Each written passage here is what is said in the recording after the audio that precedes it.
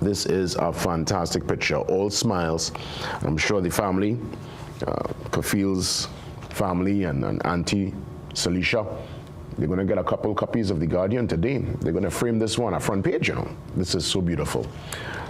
I'm also looking at development there out of Shogunas. Most unfortunate, we mentioned it during the news update at around 6 a couple minutes ago. That ambush on Saturday, leaving many in the Edinburgh 500 area dumbfounded. People are still in awe as to how and why such a brazen attack will take place on a soldier of all people. Now, anyone who is on the receiving end of the violence and the crime and that scourge that we've had to deal with for so many decades, any victim, regardless of vocation, it's one too many. But there's something a bit bizarre when you see they attack someone who is in the security apparatus.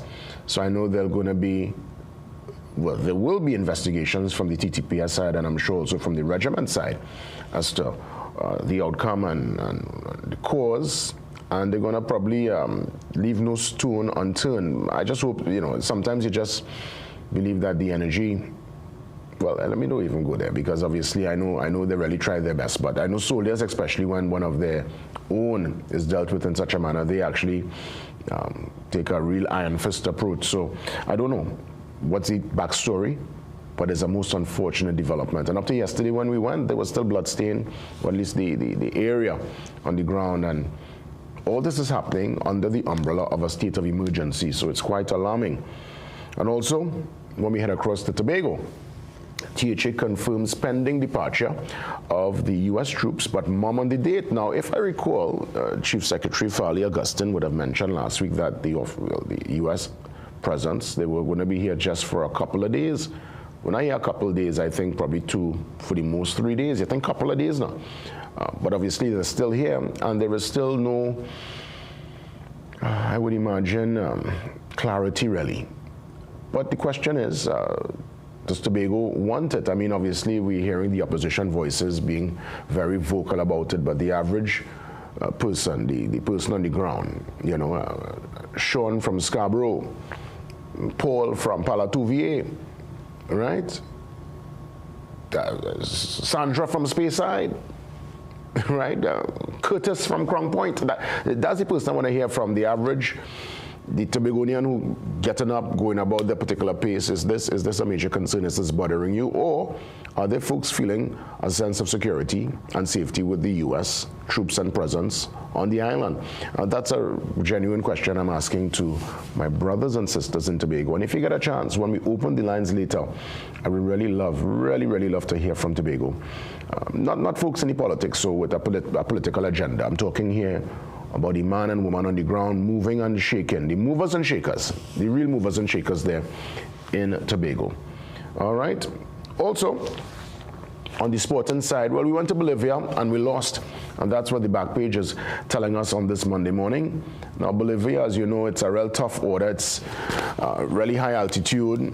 It was a youthful squad. King's first real bite at his managerial role, and we didn't look. The goals were too easy. And that's what the highlights last night. I found the goals to be rather simple defensively. We seemed to be very fragile. Well, clearly, we didn't score any goals, so offensively, there needs major work. I guess this is a real rebuild. This is ground zero, having to build all over again from scratch and prepare ourselves for a campaign. I guess that's the pinnacle, really, of your national team to make it to a World Cup. And I guess we have the Gold Cup too. Certainly the Gold Cup is one that we try to do our very best in, but we know how the Gold Cup goes. It's really that exchange between Mexico and the USA. You might get a little Panama who might shake the cage every now and then, or Costa Rica that might shake the cage, but generally it's been a USA-Mexico party for the last couple of years. And the fact is USA, Mexico, and Canada, who have now risen and they've become a real powerhouse in CONCACAF, we have to face that kind of brass going into our next qualifying campaign. This would have really been our best opportunity to be back in the World Cup party, and we missed it. So it's time to rebuild and start from scratch. We wish Coach King and the players the best going forward. Some golf action. Let's take it to the full page of the back page. This photo by Anisto Alves, and it shows the champion Chris Richards Jr. in full swing, winning the TNT Golf Open at the St. Andrews Golf Club in Mocha Maraval yesterday. Congrats to him. He successfully defended the title, edging St. Lucia's Yuda Urs by a single stroke. The story here on page 46. Get your Guardian and read all about it. We head to the brief. It's Monday, and what's the brief saying to us this morning?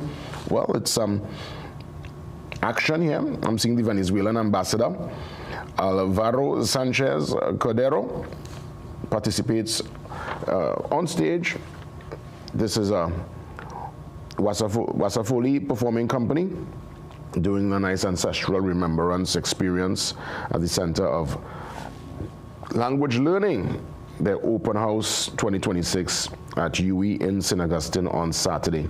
And the ambassador, I've met him a couple of times, really, really nice guy, always well engaged, seems to really, he's part of the fabric now, really loves Trinidad, and he's one that, I guess, you know, whenever we get a chance to touch base with him again, I guess it's important to find out what's happening with our brothers and sisters down south there in Caracas and beyond. And also, government reinforces its respect for the Muslim community. That story here on page 3. The page that gives you the brief, a kind of breakdown, a little synopsis as to what's inside the papers today. Let's get ready for the Boss Report. Every single Monday, we start with the big money movers and shakers. And we get some details this morning, not from Sarut though, but from Carissa Gobin, investment analyst at Boss Securities Limited. Carissa is up next.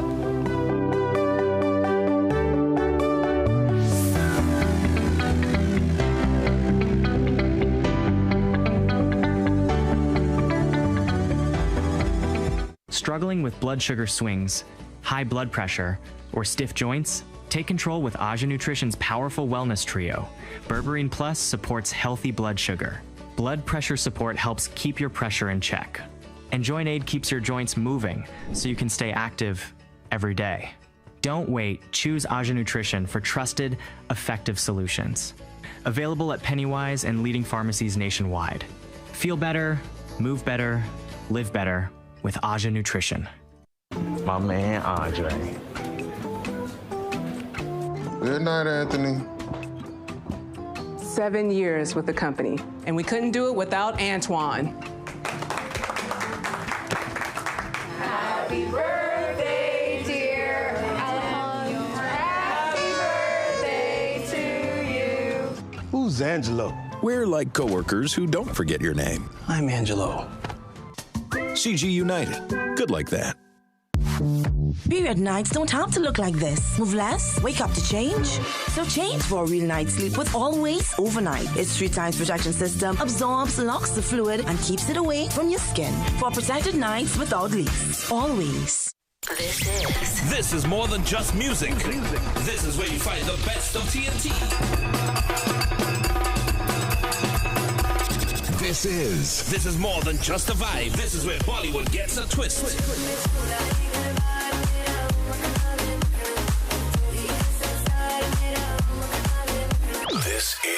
This is more than just energy. This is Bhangra and indie pop too.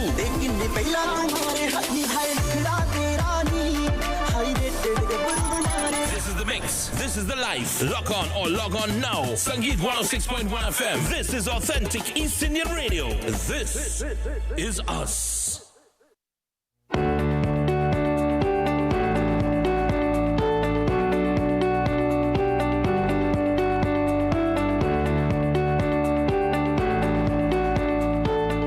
Sarud is off this week, so Carissa Gobin from Boss Security steps in to give us the latest via our Boss Report. Carissa, good morning. Good morning and welcome to this week's edition of the Boss Report. I'm Carissa Gobin, an investment analyst at Boss, and I'll be filling in for Sarud this morning. Today we're taking a look at the financial performance of energy-related company National Enterprises Limited and the conglomerate Grace Kennedy Limited for its respective 3 months period ended 3 months and full year period ended December 31st, 2025. National Enterprises Limited, or NEL, reported improved earnings supported by higher dividend income, while Grace Kennedy faced headwinds stemming from the impact of Hurricane Melissa in Jamaica. So firstly, let's take a look at National Enterprises Limited, or NEL. So NEL reported an earnings per share of 8.7 cents per share in the current period, quarter one of 2026, advancing 16.1% year-on-year. NEL's primary operating driver, dividend income, grew 19.4% from 42.8 million to 51.1 million in the current period. NEL's change in fair value of assets amounted to 0.7 million, down from 0.9 million in the prior comparable period. Overall, total comprehensive income before expenses grew 16.1% from 45.1 million to 52.4 million in the current period. Taking a closer look at the production and pricing landscape of some of NEL's key investments based on available data for the period October to August, natural gas production averaged 2.6 billion standard cubic feet per day, and pricing average based on Henry Hub US $3.21. Moving on to production of NGLs, the natural gas liquids, NGLs production increased from 5.3 million barrels to 5.9 million barrels. Ammonia, from a pricing and production perspective, remained relatively stable, and liquefied natural gas production advanced 14% from 14.96 million cubic meters to 17.12 million cubic meters as of the latest period. Looking at domestic energy prices as reflected by CBTT's Energy Commodity Price Index, prices have remained relatively stable from 2023 through January 2026. This follows a sharp spike seen in 2022, stemming from the Russia-Ukraine war that drove global commodity prices higher. More recently, though, ongoing geopolitical tensions stemming from the U.S.-Iran conflict, which began on February 28, 2026, have led to higher global energy prices. So this could potentially benefit energy producers and may create a more favorable pricing environment for energy exporters such as Trinidad and Tobago. While the impact may not be as pronounced as the sharp increase seen in 2022, there may be some near-term upside to domestic energy prices. So looking at NEL's book value per share, NEL's book value per share continued its decline, reflecting its change in fair value of assets, moving from $6.89 in quarter one of 2023 to $4.32 in quarter one of 2026, with its book value remaining relatively range-bound from 0.5 times to 0.8 times before settling at 0.6 times in the current period. So NEL trades at a price of $2.55, up 33% year-to-date, and offers investors an attractive dividend yield of 11.4% on a trailing basis, up higher than its sector average of 6.2%. So while domestic energy production may remain relatively subdued in the near term, current favorable energy prices, along with NEL's strong financial position, could potentially benefit its investee companies and support near-term earnings and dividends for the group. However, over the medium to long term, several planned projects are expected to boost energy production in the domestic landscape. So on the basis of higher investee dividend income, higher global energy prices, and near-term uncertainty in energy production in the local space, BOS maintains a market weight rating on NEL with a near-term positive outlook for the time being. So turning quickly to Grace Kennedy Limited, or JKC. So JKC reported an earnings per share of 31 cents for the full year 2025 on a TT equivalent basis, down 17.6% year-on-year. Total revenue amounted to 7.98 billion, growing 6.4% year-on-year. Expenses rose 8.8%. reaching 7.76 billion on a TT equivalent basis. So total expenses, the rise in total expenses was partly due to one-off costs related to the impact of Hurricane Melissa in Jamaica. Profit before tax fell 16.7% to 461.9 million, and overall net profit attributable to equity holders amounted to 309.4 million. Looking at Grace Kennedy's operating segments by PBT, all segments would have experienced a decline in the current period. Its food trading segments remain its largest contributor to PBT, accounted for 60% of PBT.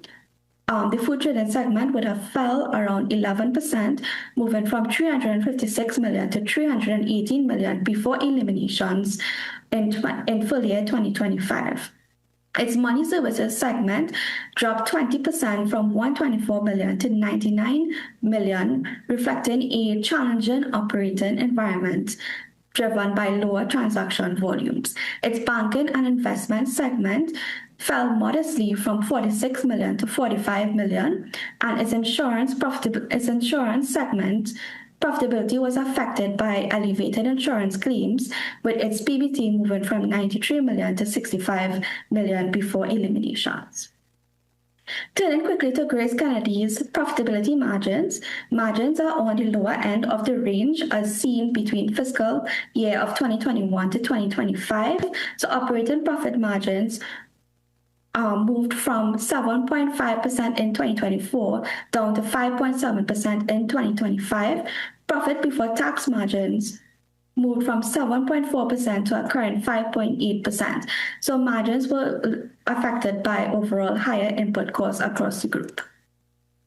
So Grace Kennedy trades at a price of $3.31 and trades at a PE ratio of 11.3 times, slightly above its conglomerate sector average of 10.8 times. It offers investors a dividend yield of 3%, below its sector average of 4.1%. On the basis of steady revenue growth, continued acquisition activity across the group, USD dividend payments, but tempered by lower profitability margins, BOS maintains a market weight rating on JKC with a stable outlook for the time being. And that brings us to the end of this week's edition of the BOS Report. For more information, please give us a call at 226-8773 or email us at info@bosfinancial.com. Thank you for joining us, and we'll see you next time on the BOS Report.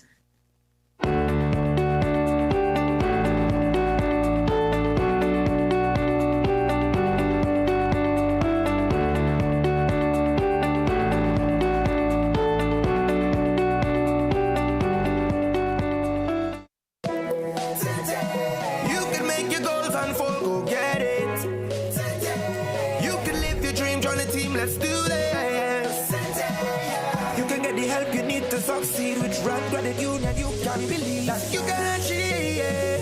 Big goals, small ones too. Rand Credit Union, we've got you. No more waiting, that won't do. Make someday today. One life, so make it good. Live the way you know you should. With Rand Credit Union, yes you could. Make someday today.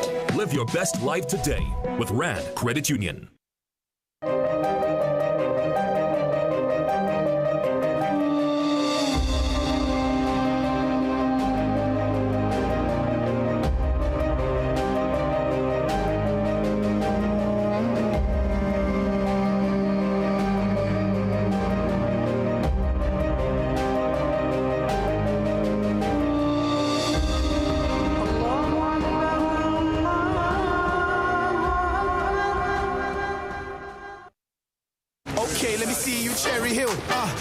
Now take it back, let me see you rock off, shake off, let me see you rock off.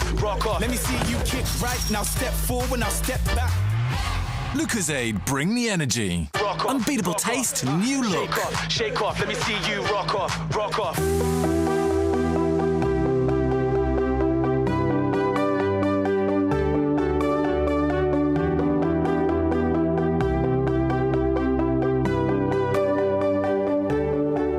welcome as we get into the first hour, a very important conversation ahead with the war in the Middle East going into more or less its, could clearly say probably into its third week. We are seeing from many miles away the destruction, what's happening there in real time, whether it's on mainstream media or social media. Lots of destruction, lots of death.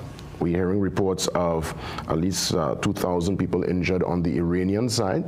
I know as it pertains to Israel, so far the reports are 12 civilians, 2 being soldiers, being killed, and missiles pelting left, right, and center all throughout the Middle East.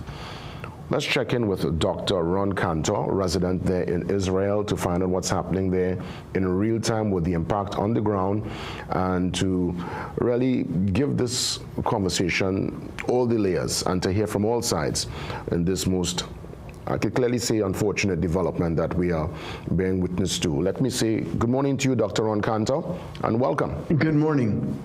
Good morning. What part of Israel are you located at this point in time? I'm in the south, Ashkelon. Is that far removed from some of what's happening? Because I recognize there are emergency sirens going on and people have to hunker down and go into bunkers all over. Yes, I don't know if you can see my, I just got this alert, which maybe your folks can see. It comes in Hebrew, Arabic, and English. And what happens is that my phone will make a very loud sound, which it did about 10 minutes ago. And it will override all of your silences, or it doesn't matter what's on or off, it's going to make a noise. And it lets you know to get close to a safe room. A bomb shelter. In many homes in Israel, we do have what are called ma'amads. A ma'amad stands for a residential safe place, so it's inside your home, and I do have one of those in my apartment if I needed to go. So what would happen is when they detect that missiles have been fired from Iran, we get the alert, it's very loud, and we just know, be smart. So 10 minutes or so from then, we might hear an alarm, or rather a siren, throughout our city, at which point we would need to go into the ma'amad, the bomb shelter, and stay until we get the all clear signal. So in this situation, I did get the early alarm, but I did not hear a siren in my city. Thus, I'm with you right now. Well, I would imagine all that's part of, unfortunately, I would imagine psychological warfare, because I cannot hear you. No, I'm saying that I'm listening to what you're saying. My audio. Just check the audio. See, I'm listening to what you're saying, and that sounds a lot like psychological warfare. It seems very uncomfortable to deal with. What's happening there in terms of the actual feedback, the rhetoric from people you speak to in Israel? Because when we look on the American side, this is going down as one of the most unpopular wars, about 17% polling in terms of people who are in favor of this engagement. What's the actual feeling with neighbors, with folks that you speak to in the grocery as you make your daily routine? Sure. Well, from the Israeli perspective, Iran is a very dangerous regime. And Israelis make a huge difference between the regime, the controlling Islamic regime, and the Iranian people. In fact, I would say that our prime minister is probably more popular in Iran than he is here in Israel. The people of Iran are grateful for this action. They're hoping that it will lead to an overthrow of their government and that they'll finally have freedom after 50 years. But for people living in Israel, the idea of a nuclear-armed Iran, or even just the massive ballistic missiles that they have, they're a belligerent nation. So they have got proxies in Yemen with the Houthis, in Lebanon with Hezbollah. Just south of me, 10 minutes from here, there was the Hamas threat, which is not what it once was, but it's still there. So the average Israeli is in favor. Nobody likes war. I don't know any Israelis that are thinking, oh, isn't it great that we're at war? We are tired of war, and we don't like to see death or destruction on either side. But we understand that in Iran, you're dealing with a government, a regime that cries death to America, death to Israel. They do not believe in us, that we should exist as a people, as a nation. So I think the average Israeli knew that at a certain point we would have to do this. I think we're grateful that we don't have to do it alone, that we have America, not arguably, but definitely the strongest nation in the earth, and we probably have the best Air Force in the world, and together we're doing this. Well, as I mentioned, answer your question, I think it's everyone is scared. Nobody likes this. It is not a fun feeling to know that ballistic missiles are coming into your nation, but we understand that it's not possible to live long term with the Iranian regime. Well, I mean, obviously, we look at the history from 1979 when Iran, the Islamic Republic, was founded. We saw that scenario there. That was the year, strangely enough, I was born. So literally, it's 79. I was a baby. It's only later on able to look at the history with the hostage crisis. So we know that they were off to a bad mark, obviously, with the U.S., and they have always had your issue with Iran. That's on the Israeli side. But I hear your argument, and I try to figure out why still engage based on the fact that I think it's clear for all to see that you could never kill an ideology. This is more than just war. I think this is really an ideology. And what I'm thinking now is that with this kind of engagement, I guess you'll have to be in it for the long haul, because the response and the pushback will go on and last again for generations. This is probably going to be a never-ending war. Dr. Ron? Yes, but you look at other Islamic nations like Saudi Arabia, they've been able to moderate. I'm not saying that they're a free nation and that they understand freedom, the way in America, such as, the Bill of Rights, the freedom of speech, freedom of the press. I'm not saying that Saudi Arabia has embraced that, but they have moderated. They don't have a problem with terrorism. You look at other Arab nations that have moderated. Then you have nations like Lebanon that would like to moderate, but they've got Hezbollah that they can't control. Or in Yemen, there are many people in Yemen that just want a normal country, and yet they've got to deal with the Houthis. So in Iran, you are right. You can't destroy an ideology with a bomb.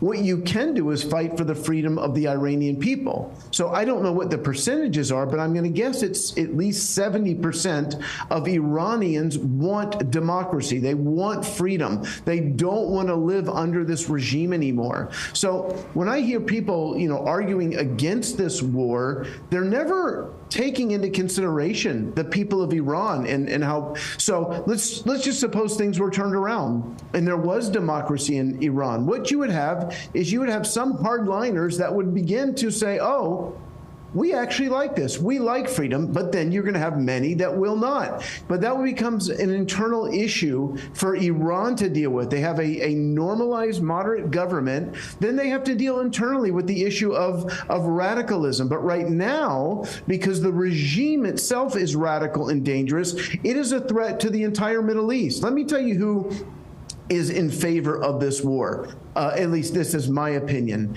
Obviously, there are difficulties in the war, but Saudi Arabia and the other Arab nations, the UAE, Bahrain, they want the regime gone in Iran. They're terrified of Iran. So they may publicly say that they're against it. You might remember that Saudi Arabia announced that they were going to close their airspace to the U.S. and to Israel, but very shortly into the war, Iran attacked them. So, the Middle East will be a safer place with a new Iran, a responsible regime leading Iran. Well, you see, I'm far removed looking on, and I know you mentioned that you said about 70% of the Iranians want regime change, and I know that President Trump, when the first missile strike took place the Saturday morning a couple of weeks ago, he spoke directly to the people and told them to rise up. And we saw at the start of the year there were indeed major protests in the streets, and it was dealt with a very strong iron fist from the Iranian regime. Yes. But since then, we have seen no uprising. We have seen only the mobilization, as it were, of the Iranian people. And I would imagine, Dr. Ron, when we consider the killing of the Ayatollah, which is, to me, unprecedented, I think probably the opposite. Now, I'm not there. You are closer to the action than me. Well, I've seen... I wonder why we are not seeing this particular rise that you speak of from the Iranian people. Right. I don't disagree with you, but I will say that the Iranian people were delighted when they found out that the Ayatollah was killed. They were celebrating in the streets. You're right. It is unprecedented to target the leader of a nation, and I'm not even speaking to that. But what I am saying is that the people, I'm always thinking about justice, and I'm thinking about people and their freedom. And so when they see that this horrible dictator, where a woman can't go out of her house without her head covered, she can't dance, she very limited in her freedoms, that this symbol of oppression is now gone, that gives hope. But you are right. It has not. It was not well thought out, that part of it. It's not like they can just show up at the local magistrate and say, I'm the new governor. We're going to have freedom now. There will be need to be a civil war, a civil uprising, and somehow you got to figure out a way to arm the civilians, because right now they are unarmed and they're facing the Iranian Republican Guards, which are a radical regime, and they are armed to the teeth. So that aspect of it, I mean, just coming in and saying we're going to bomb you and you're going to have freedom, probably was not realistic. What is all this doing to you, to again, let's go back to the psychological part of it, for you as a resident there in Israel, having to see alerts on your phone, hunker down in a bunker? Are there any disruption in supplies? Is the internet strong? Is electricity still readily available? What's happening there? What's your lived reality every single day? Well, my lived reality is if I open my window over here, it's beautiful outside. There's people walking on the boardwalk. I live near the Mediterranean. There's people at restaurants. The first few days, everybody stayed home because we did not know what to expect, because the ballistic missiles from Iran, they can take down a whole apartment building. But for whatever reason, there has been very limited impact. My wife drove yesterday to Tel Aviv for a doctor's appointment. So for the most part, life is going on as normal. We take precautions. If there's alerts, we go to our safe rooms. We're not dumb. We don't want to die. But so far, it's been 2 or 3 weeks now, and there has been incredibly limited damage in Israel. There was a report going around, maybe you saw it, that the prime minister was killed. There was fake text messages made from his Facebook account saying that they don't know where he is. We made a video yesterday explaining that that's absolute nonsense. I said if he died, it wasn't from an Islamic missile. It wasn't from an Iranian missile. Maybe he slipped on a banana peel or choked on a falafel, but he did not die from a missile, because there's just no missiles getting through. When last was he seen in public? Because I know that's a major talking point. Yesterday. That the internet had. Okay. I'm sorry, this morning. If you go to your Facebook right now, you will see him at a coffee shop, and it's not just his people taking pictures, it's average Israelis taking pictures with him, and it shows that it's real and it's not fake. So he is very much alive. Well, Dr. There was no strike in Jerusalem. There's no, like I said, there's no rubble. There's no way he could have been hit by a missile, because there hasn't been any missiles in Jerusalem. Well, Dr. Ron, I'll tell you this, we are far removed. We look at what's happening via the news cycle, and I guess we could all agree that what happened on October 7th was, words can't describe that was unprecedented and uncalled for. But I'm thinking, and this is really the sentiment from beyond Israel. I talked to folks in my Caribbean neighbors, I speak to people all over. It seems that where Israel might have had the support initially, it would have been lost based on the response really to that, especially with your neighbors there in Gaza. And then folks are looking at what happened in Qatar last year when they bombed, thinking the Hamas leadership was there in Doha having a meeting. And then obviously this particular war, starting it as it were with the U.S. with no particular strategy and plan as to how they're going to, what's the end game as it was. So I'm thinking lots of the public opinion, honestly, at this point in time, it's really kind of going down south as we consider all what's happening. What's your response to that level of criticism? Well, I would disagree a little bit, because on October 7th, before we had responded at all, they were already celebrating all over the world Hamas. There were professors at Columbia University, at Harvard University in the United States of America acting like this was the greatest uprising. They killed 1,200 Israelis in cold blood. They raped women and then shot them in the act of rape, in the head, killing them. We have eyewitnesses of these things. They burned down villages. What they did was horrific, and they were on drugs. And they, one man, he took the phone of a woman he killed and called his parents in Gaza, and they celebrated with him that the woman had died.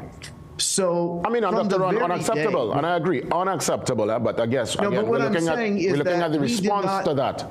What I'm saying, though, is that there's never been a moment that we enjoyed sympathy, certainly from some people. But I'm saying there were people all over the world from day one celebrating the murder. But no, you're not wrong in terms of the response.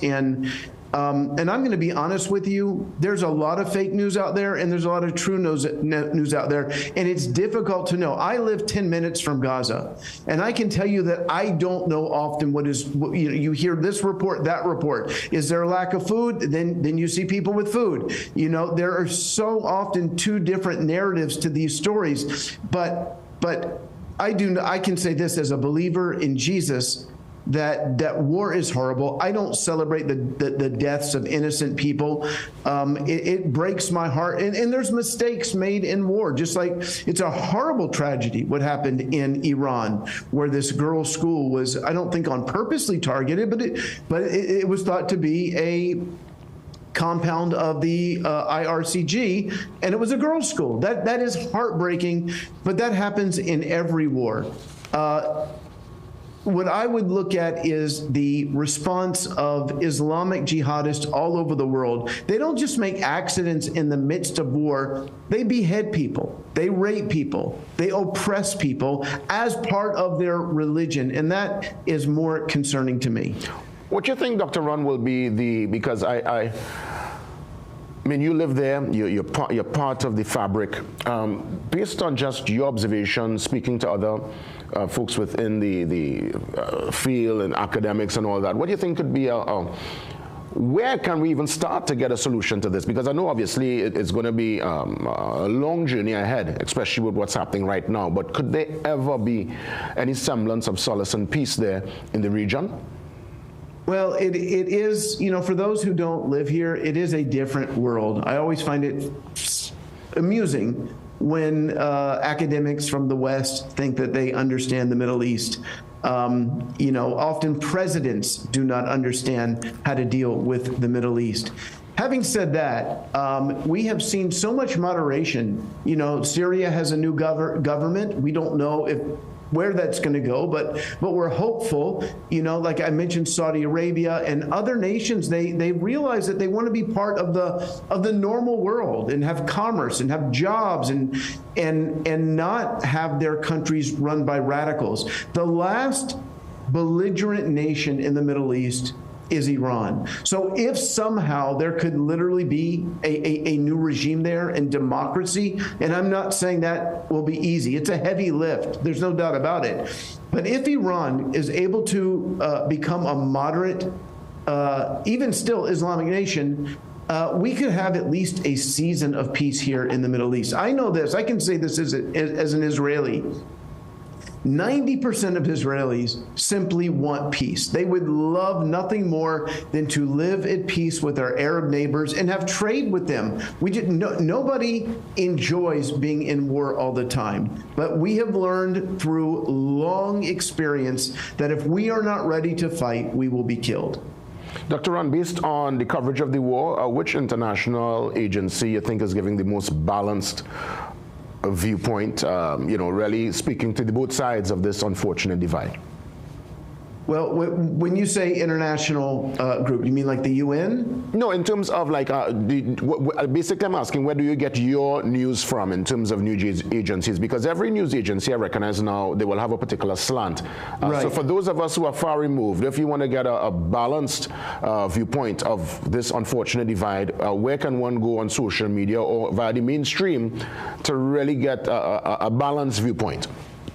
Yes, well, I would say you can follow me, Ron Cantor. I do my best to be honest and to be balanced, but in all seriousness, I look at a variety of different news point of views. On the left, on the right, independent, and I also recognize that there is a lot of fake news out there, because right now, for instance, there was a video yesterday that had 2.4 million views suggesting that the Prime Minister of Israel was dead, which is why he had to go to a coffee shop in the public and interact with folks today to prove that he actually has 5 fingers. It was saying that he had 6 fingers in a AI video.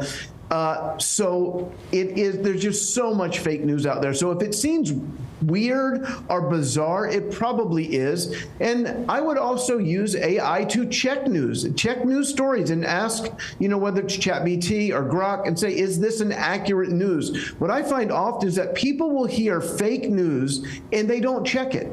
So I would say do your homework. Look at So for me, I live in Israel. I look at the Jerusalem Post. I also look at the Times of Israel.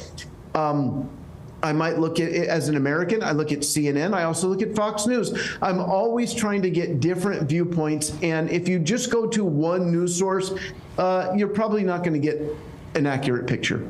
Yeah, so Dr. Ron, I guess it's just to hunker down and to be safe and take your precautions, because again, war is not, we could never celebrate war, and I really wish this is not taking place, but unfortunately it's happening. What do you think of the supply chain issues in the Strait of Hormuz, and you think it's going to have any major impact on Israel, where you live there, in terms of your oil supply? What's that conversation like? It's not a huge conversation in Israel, because we understand what it's like to pay a hard price for peace.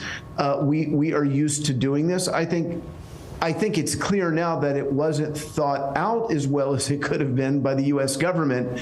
I think the discussions on the streets of the U.S. are more significant than the discussions on the streets of Israel. Right now, even though people are out, they're doing their jobs, there's not a lot of traffic on the road. So we're not using gasoline like we typically would. And we pay $7 a gallon for gas already, $7 US. So this is nothing new for us. We're used to conserving. It's a bigger issue for other Western nations, particularly the U.S., where they have the people in the U.S. do not understand how good they have it in terms of their gas prices, but there it is going to be an issue. And finally, in terms of the Iron Dome, I'm seeing reports suggesting that the capacity might not be able to endure the missiles and the strikes coming from Iran. What's the latest in that regard? Well, we don't actually use the Iron Dome coming from Iran. We use the Arrow 2 and the Arrow 3 missile defense systems, those are missile defense systems that actually go up into the atmosphere, into space, and take down these ballistic missiles. From what I have read is that we are good for the next 6 months if we need to be. But again, you don't know what to believe and what not to believe. All I can tell you is this, is that as of today, and I think we started when, was it March 1st, the end of February? So we're just over 2 weeks into this war. There was one significant hit in Tel Aviv where one person died. There was another significant hit in a city called Beit Shemesh where 9 people died. So that's 10 civilians. And you mentioned the 2 soldiers. And it's tragic. It's heartbreaking for all of us. Nobody celebrates that, but it could be 100 or 1,000 or 10,000 dead people right now. These ballistic missiles coming out of Iran, they're nothing to joke about. But as of right now, we are safe. There's been limited damage. There was video yesterday, or fake video, I should say, of the old city on fire, the Dome of the Rock on fire. All of that is fake. Now, Iran is illegally using cluster bombs. So these are missiles that explode very high up in the air into anywhere from 10 to 20 smaller missiles, and they are much more dangerous because it's much more difficult to target all of those. But again, even with that, and again, those are illegal, but even with all that, the damage on the ground here is limited. Again, I got an alert just before we came on the air, and my heart's not pounding. I feel very safe here in Israel. Well, Dr. Ron, thanks for keeping us in the loop.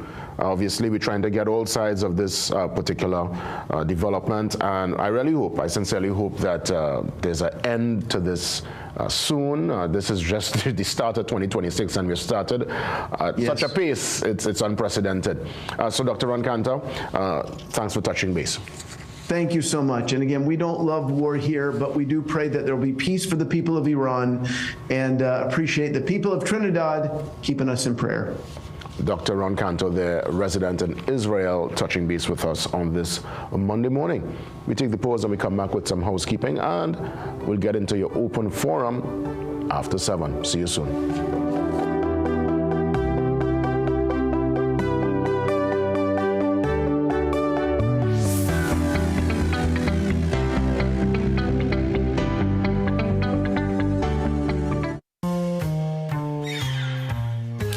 Things don't always go as expected. Be ready with Trinry for auto, home, business and group life. Call us at 800-TRIN or visit trinry.com today. Huge insurance premium. Pay your premiums bit by bit with FlexiPay from Trinry. For more manageable auto, home and commercial insurance payments, call us at 800-TRIN or visit trinry.com today. Trinry. Premier insurance coverage for less.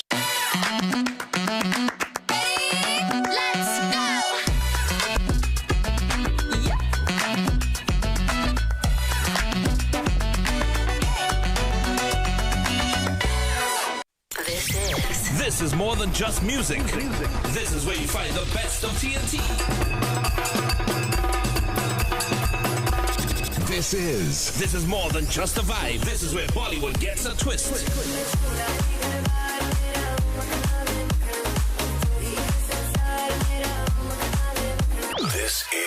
This is more than just energy. This is Bhangra and indie pop too.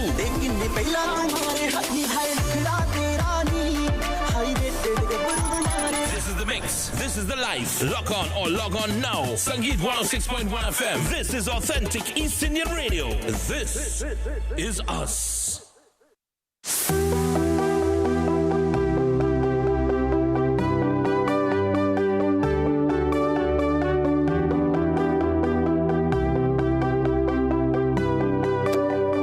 So before we get to the 7 a.m. news update, let's remind you ways to contact us, to sit with me on the couch or to join me on the Zoom line. You're sending your email to tmb@cnc3.co.tt. Really simple.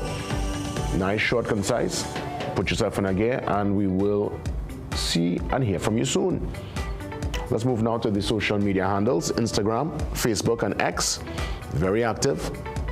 Try to bring all the developments to you. We vet the stories and put it via the feed so you know what's happening. And that's the same energy that's applied to the mobile app. A must-have on your smartphone. Get it today, the CNC3 mobile app, your #1 source for breaking news, verified breaking news, and all your content and programming details there readily available. Let's move across to The Guardian. 108 years of legacy, the Trinidad and Tobago Guardian, the Guardian of democracy. New look and feel, and for those who want to enjoy The Guardian on their laptop, their smartphone, your tablet, you can get your digital Guardian when you subscribe to www.guardian.co.tt. Where's our food for thought? Words to inspire on this Monday morning. Let's read together. Everyone thinks of changing the world, but no one thinks of changing himself. Look at that, huh? Everyone thinks of changing the world, but no one thinks of changing himself. I've always said, change begins with you. You need to be the change you want to see. You want the place to calm down? You want the place to be less aggressive, less hostile? Well, try to move with a calm. It's easier said than done, but it really starts with us, ultimately. Beautiful words there, taking us out on this Monday. I believe we head across to our World Weather Wrap. Yes, it's in place. Let's make it happen. Good morning. In today's Weather Wrap, we begin with a climate story. The National Oceanic and Atmospheric Administration, or NOAA, is warning that El Nino may return later this year. In a forecast released last week, NOAA issued an El Nino watch saying conditions are favorable for the climate pattern to develop within the next 6 months. Forecasters expect it could emerge sometime between June and August and last through at least the end of this year. El Nino occurs when unusually warm ocean waters spread across the tropical Pacific Ocean, shifting winds and weather patterns around the entire globe. It could have a significant impact on winter weather in the United States and also reduce the number of Atlantic hurricanes this season, which is somewhat good news for us. But it could also make 2026 or 2027 the warmest years on record. Now let's head over to Hawaii, where a powerful Kona storm battered the archipelago over the last week, triggering statewide emergency proclamations and widespread closures. The storm unleashed prolonged torrential rain with localized accumulations exceeding 20 inches, causing severe flash flooding, landslides, and power outages. Gusty winds above 170 kilometers per hour were also experienced, as well as heavy snow in higher elevations. Travel was also significantly disrupted, and flooding closed several major roads, including critical highways. Schools and state offices were also temporarily closed, but are expected to reopen as the storm weakens this week. Now let's take a look at today's forecast, where we can expect mostly sunny and breezy conditions with a few brisk passing showers throughout the day. There's also the possibility of gusts accompanying these showers, and within the last month we've seen that they are capable of toppling some of those weaker trees. Now the breezy conditions should continue into tomorrow, but then gradually drop off as the week progresses. That's all for today's weather wrap. Back to you. Thank you, John Mark. Let's get ready for the 7 a.m. news update. See you soon.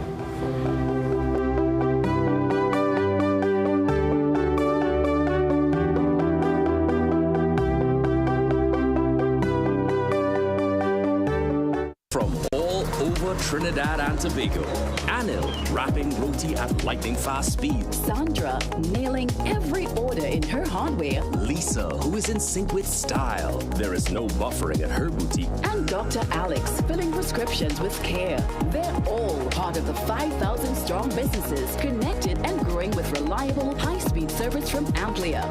Now it's your turn. Because with Amplia, you're in good company. Amplia Business. Trinidad, it's your brother Kirk Franklin. Man, I've been waiting so long to come back. Finally, it's here.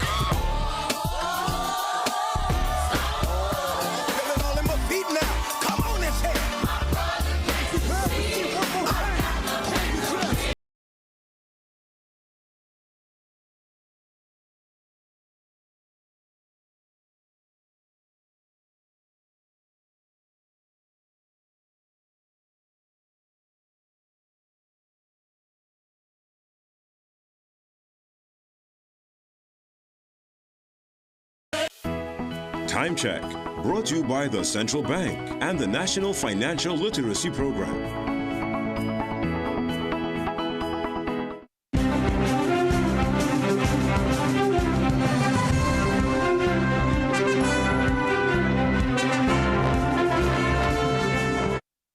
Good morning, I'm Sweeney Gray with headline news on CNC3 and the TBC Radio Network. Minister of the People Vandana Mohit is calling for the immediate resignation of the Children's Authority Board. The Children's Authority now finds itself mired in a serious financial debacle, with liabilities dating as far back as 2020, reportedly reaching in the vicinity of $77 million and counting. Minister Mohit said $23 million is owed to 2 security service providers, $8 million in gratuity payments, and another $1.5 million in staff health insurance. Despite these alleged debts, she claims the authority purchased an ice maker for over $300,000. The minister also says there were also credible concerns about inflated hiring practices, but she says most concerning were the non-contributions to NIS and the Board of Inland Revenue. When asked if a police report was made, she said a decision was not taken on that as yet, as the audit into the authority is ongoing. 2 Muslim inmates held at Tetron Barracks in Chagaramas for the last 7 months say they have not been allowed family visits or calls during that period. Earl Richards and Nefta Felix, both murder accused, say they are also being denied basic religious rights as enshrined in this country's constitution. My name is Earl Richards. I'm speaking from Central Barracks. The special district is anybody who over the rules, the ones who are charged with, they just get them a foundation with the spiritual, take all the spiritual roots, which is the religious books. And since we here, we are get our Quran, look at religious books, and build a foundation that will be the spiritual foundation. Yes, I'm Netfa Felix, and I'm being held at Central Barracks for the past 7 months.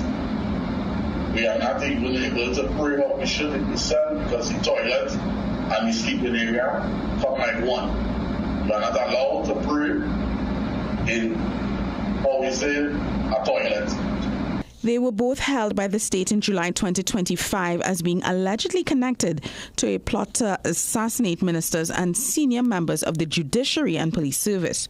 No charges have been laid, but they remain in the facility. In early March, Jamaat al-Muslimin leader Sadiq al-Razi wrote the prison's commissioner expressing concern. He asked that Muslim inmates be provided with pre-dawn and sunset meals, reasonable time and space for prayer, and access to religious representation. Those were your 7 a.m. news headlines. We'll have another news update at 8 a.m. on the TBC Radio Network.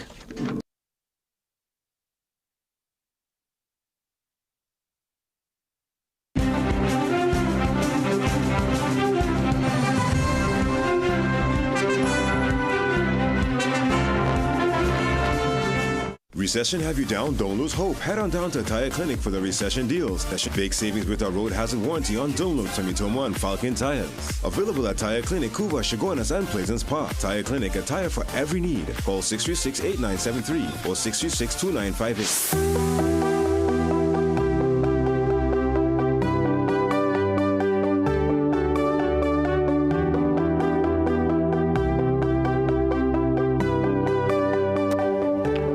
Welcome back. I'm actually looking at the video now that Dr. Ron mentioned of Netanyahu being in the coffee shop. I didn't see it before. Again, this runs here not too sure what you're seeing sometimes when you're not even too sure what you're looking at. And I guess misinformation and shifting the goalposts, it's always been part of warfare. We find ourselves in a time with AI where things are so, all I can say is that war, again, call me basic. I said it since last week. Call me basic, but I'm not on war, you know. I'm not on it at all. I can't wrap my mind around why we're still in that place in 2026. Let's head to Chaguanas. He's on the line. Good morning. Morning, Chaguanas. If we're getting a delay there with Chaguanas, we'll move on immediately. 624-8721 and 627-8658. Let's see who's out there. Good morning. I don't know, I'm not hearing anybody, you know. While we stand by, congrats to Michael B. Jordan, winning Best Actor last evening in the Oscars. Really great achievement for a super talented actor. On the lighter side. Is Chaguanas there? Yeah, pleasant good morning, Jason. Morning. All right, Jason Booster, what I would like to say that even though the national team would have went down 3-0 to Bolivia, right, I think that it's an inexperienced side, it's a young team, they're a team feeling, right, and I would like to be optimistic about going forward relevant to getting better results and everything like that. I mean, we have 4 years again to the next World Cup, right? And hopefully, you know, we could put something together that more enterprising, more positive, and probably even qualify for the World Cup, right? So I wouldn't get down too much on Derek King. You know, a lot of people might be thinking, you know, we should stick with Dwight York, we should do this, we should do that, you know. But Derek King is not bad for us where coaching is concerned, right? And by far and large, you have a lot of experience, right? At least locally, right? What I would like to say is that relevant to the state of emergency, a lot of people may not agree with it, but let us look at the facts and let us look at the statistics, and clearly it can prove that every time there has been a state of emergency, even under the previous administration, the PNM, I give them kudos also as to where this is concerned, that the crime rate has reduced significantly. I mean, you can't stop that, Jason, right? You probably can't stop that, but you could reduce it at an extent, you know, and we have to be thankful for that, right? I mean, yes, we need something more permanent, right? But I mean, if this is what we could do at the set point in time, right? Let us embrace it and let us accept it. Right, because it could come with a curfew too, but I mean, thank God it's not coming with a curfew because I mean the amount of restrictions it will have, right, that by itself, right. So let's just be positive going forward, right. Today's Monday, Jason. All the best to everybody. Thank you, Shogunas. Appreciate, man. Appreciate the commentary as always. Let's continue with the calls this morning. 624-8721, 627-8658. I must say I did see officers out yesterday with in a roadblock, conducting a roadblock in Maraval, and yeah. I have to say, in real time, they're very visible. Let's set to Diego Martin. Good morning. Hey, good morning, Jason. Good morning. After they got deep breath this morning, Jason, that gentleman you interviewed, I think he looks at us maybe as a third world country who doesn't follow the news, world news, right? But there are many atrocities in many countries in this world. Right, and clearly this war in Iran is not about Iranians' freedom. And let me say this too, I am not a Muslim. I am a Christian. I've been following the Bible for many, many years, right? I want to get that clear because people may say after my comments here that this is a Muslim opinion. But my opinion is that doctor is biased on the side of Israel and America. His bias shows bitterly, even with his calm tone. I can make a claim that America is a Sodom and Gomorrah, and they need to be eradicated because of their lifestyle, right? And this war started because of the acquisition of nuclear weapons and many, many, many lies. Right? And this is not the first time America has attacked Iran unjustly. Right? Then you kick off the war by killing over 150 school children and teachers. Right? This is a war of minerals and mainly oil. And the quality of oil, especially the fact that Iranians' oil is being sold to China in Chinese currency, not America's currency, right? Is it okay to be taking people's property in Gaza when they leave for work?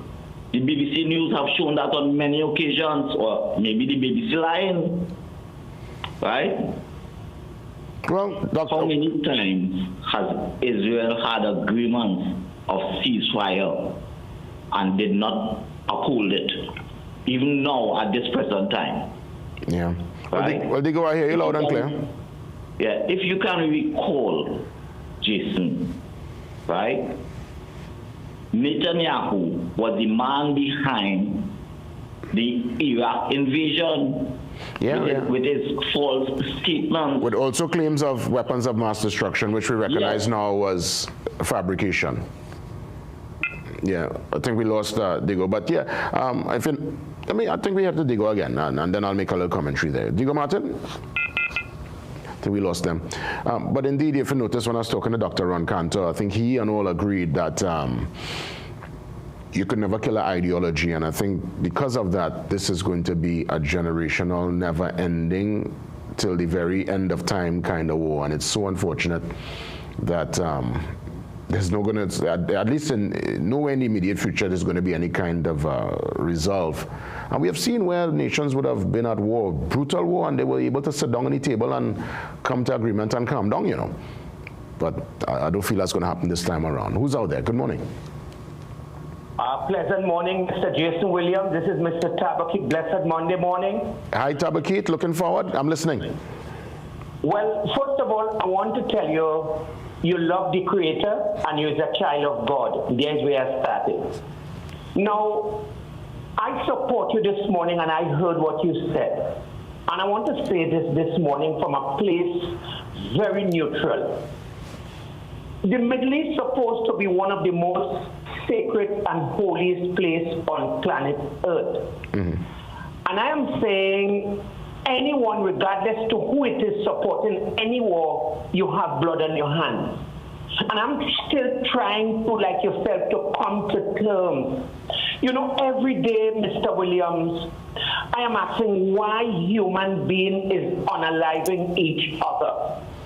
And I'm so happy you had that interview, and before you open the telephone, what you said, you is not supporting it. And let me repeat again, Mr. Williams, you are a child of God and you love the Creator.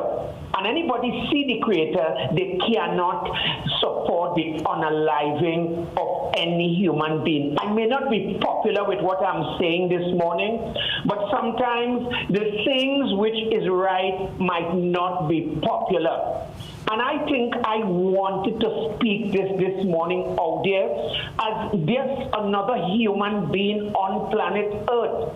I am disappointed with human being as myself to continue to unalive human beings. And that's my humble take as a human being that lives on planet Earth. I cannot support the unaliving of any human being, regardless to who right or wrong. Yeah. Before I land the plane, I want to tell you, Mr. Williams, go to the head of the class. You are a child of the Creator, and I thank God for persons like yourself this morning will stand neutral in this world of chaos and confusion. God bless you. Have a good day. God bless you, Tabaki. Thank you so much. We wrap things up with Santa Cruz. I know people, I mean, that interview, and I know a lot of people got emotionally charged. But that's what the media is about. It's really getting a chance to hear from everyone. If we could touch base with someone in Iran and all, I mean, we will do it. But I know they have an internet issue right now in Iran. And trust me, we are trying.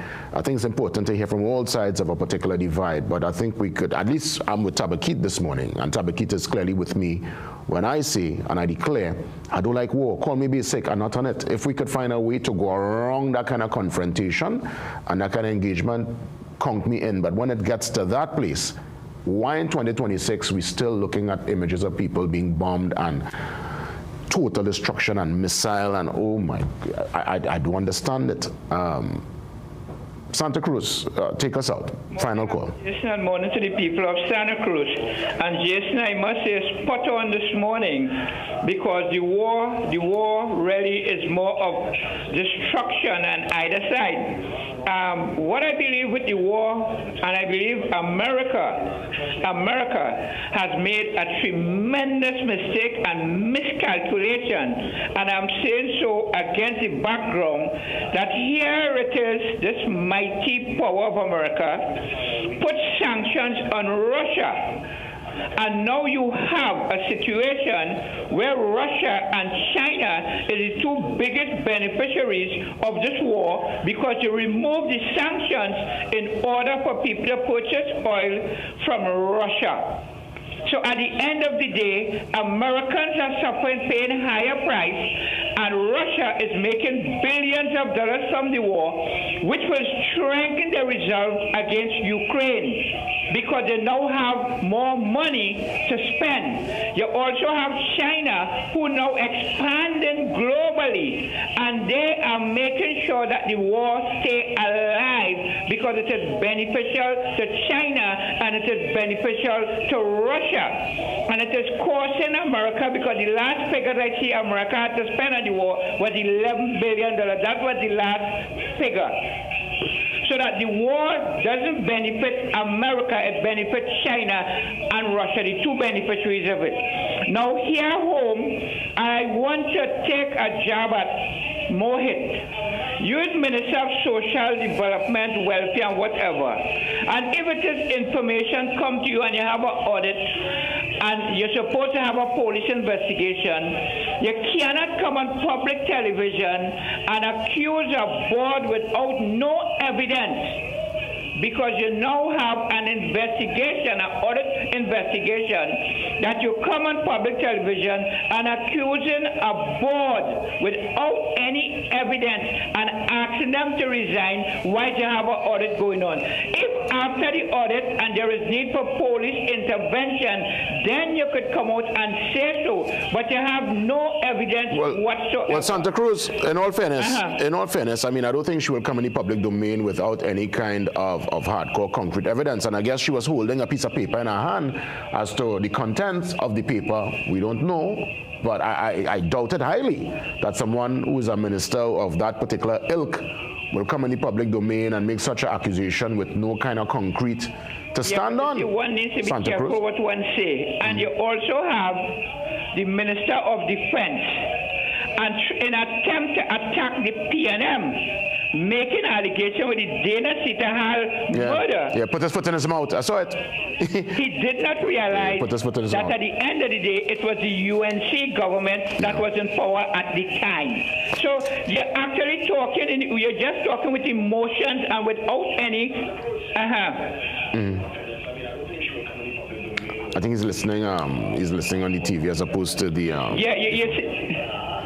Yeah, but if she have the paper in her hand, you understand me? We have to understand that. Yes, and the Minister of Defense with a statement, and you know what happened? You know, yesterday papers, when I read in the Guardian and the Express, they're showing you which part the Minister of Defense hogging up the guy who just was murdered. The Minister of Defense was hogging up the guy who, under the state of emergency, was held because he was one of the persons. He was one of the persons that they held because of certain type of information. So within your own cabinet, you have these people hogging up the very said people you accusing PNM of, and do not realize that it's right there in your own cabinet that you have such people. The paper showed yesterday, not me, it's the papers. Thank you, Jason. God bless you, and God bless the people of Santa Cruz. Yeah, right, Santa Cruz. That's Mr. Santa Cruz there touching base.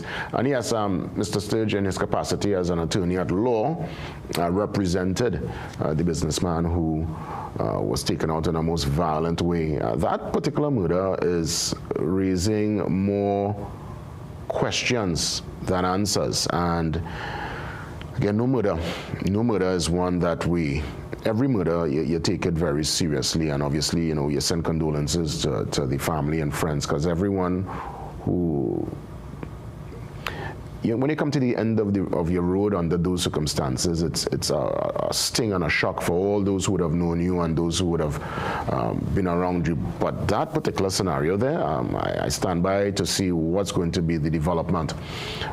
But we continue. We get into more conversations regarding the state of emergency and, of course, the ZOSO and just some of the allegations pelting left, right, and center in the House. Marvin Gonzalez, he joins me, former Minister of National Security and Public Utilities and, of course, current Member of Parliament. Marvin Gonzalez joins me next.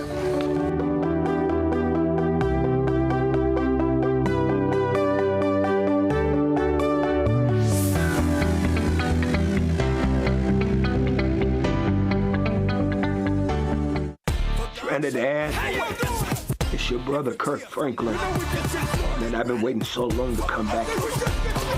Finally, it's here.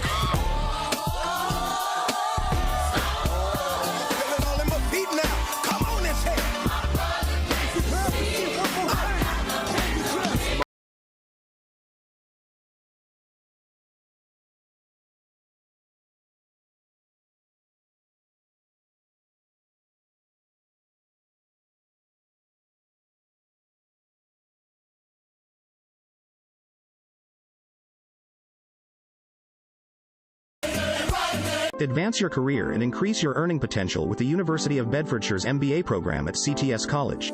This UK-accredited MBA is globally and ACTT recognized and is the most affordable in Trinidad and Tobago. With 6 intakes per year and the option to study 1 unit at a time, you can complete the general MBA or one of 6 specializations in 12 months. And with flexible entry requirements and payment options, students with various backgrounds can enroll. Contact CTS College today and find out how you can get $12,000 off. Looking for the ultimate gaming experience? Welcome to Phase 22 Gaming Lounge, where gamers of all ages come to play, compete, and have fun. Dive into your favorite games on PlayStation, Nintendo, Xbox, or race on our high-tech racing rigs. And experience the thrill of VR with PlayStation and Meta Quest. Our lounge is safe, comfortable, and perfect for everyone. When you're done, check out the latest gaming systems, accessories, and even Samsung and Apple phones. Visit us on the second floor of Gulf City Mall or call 786-2404 to book your gaming session today. Alejandro, you're still alive.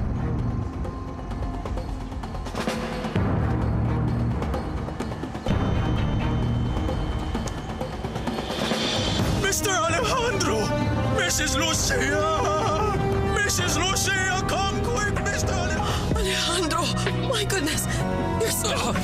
Sophia! Don't miss the gripping drama Cabo.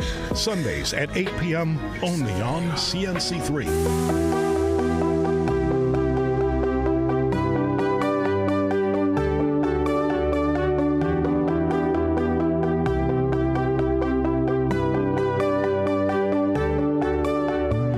Member of Parliament Marvin Gonzalez joins me again on set as we treat with some of the major talking points. I want to thank you again, Marvin, for the time and for being here, MP. Thank you for having me. It's always a pleasure. Always indeed. I want to start things off because last week your name called in the public domain with the CW. Yeah, the Communication Workers Union. Okay. They're very vocal and very fiery, leader. She mentioned that, even during your tenure as Public Utilities Minister, there were certain assurances that basically, the claim was that you dropped the ball. She mentioned your name. She was very critical towards the current minister, Minister Padarat, and she was really up in arms about that executive retreat that transpired, and I guess the use of much limited resources at this point in time for such engagement. What's your take? Because I'm sure you would have seen some of the developments. I saw the interview, and I was very surprised that my name was mentioned in the bacchanal between the CW, the management, the executive management of TSTT, and the Minister of Public Utilities. I was a bit surprised that she called my name in this whole thing.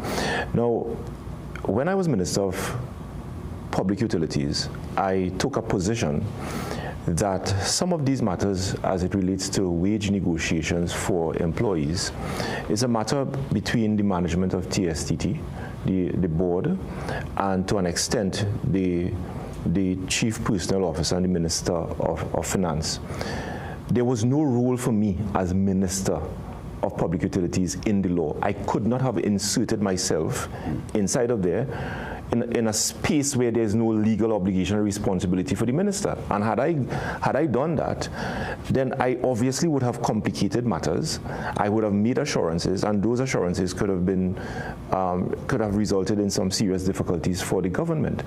So I understood my responsibility as Minister of Public Utilities, and I am sure as a result of that, the CWU unfortunately was not happy with the fact that I took certain stance in not inserting myself in areas that is not within my legal remit. At the point in time, the current Minister of Public Utilities was in opposition.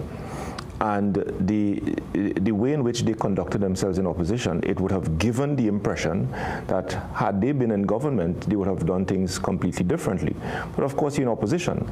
And the current Minister of Public Utilities had no experience in governance, and therefore he would have made certain public utterances not understanding the role of a minister, and in this case, the Minister of Public Utilities, insofar as these matters are concerned.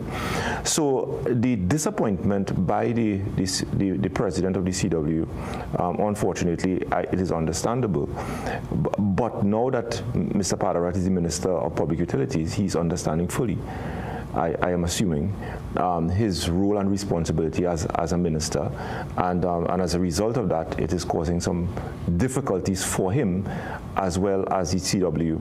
But let's go to the executive retreat, the expenditure. Because I want to ask about that. Before we head to issues of national security, do you think the timing was right for such an engagement? Is that something that you in your tenure, you would have seen, you would have approved. Who gives the approval for such a engagement? And we know management needs to go and have their retreat and come up with ideas to advance their particular policy. No one should be opposed to the board and the executive management going on an executive retreat. That is... So that happens, that's commonplace? That is commonplace. Okay. The $300,000 expenditure for a 3-day retreat in Tobago at a time when TSTT is having its own challenges and at a time when the government is claiming that it is scaling back on these types of expenditure, it's one that is shocking.